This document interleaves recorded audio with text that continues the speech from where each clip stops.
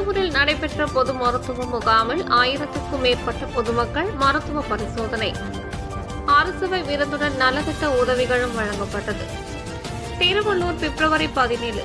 திருவள்ளூர் அடுத்த தொழுவூர் நாகம்மாள் மருத்துவமனை மற்றும் சென்னை ஸ்ரீ ராமச்சந்திரா மருத்துவமனை சார்பில் பொதுமக்களுக்கு இலவச சிறப்பு மருத்துவ முகாம் நடைபெற்றது.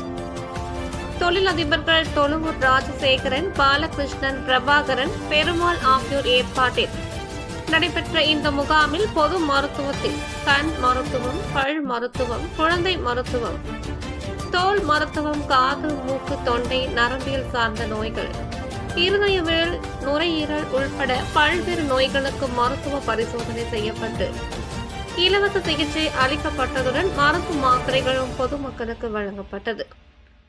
பொது மருத்துவ முகாமில் தொழுவூர் மற்றும் சுற்றுவட்டார கிராமங்களை சார்ந்த 1000க்கும் மேற்பட்ட பொதுமக்கள் தங்களை மருத்துவ பரிசோதனைக்கு உட்படுத்திக் கொண்டு மருந்து மாத்திரைகளை வாங்கிச் சென்றனர்.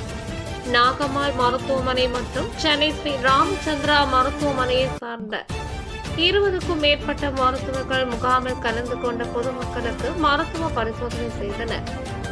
மேலும் மருத்துவ பரிசோதனையில் கலந்து கொண்ட பொதுமக்களுக்கு அரசுவை விருந்து வழங்கப்பட்டதுடன் புடவை, வேட்டி, சட்டை உள்ளிட்ட நலத்திட்ட உதவிகளும் வழங்கப்பட்டது.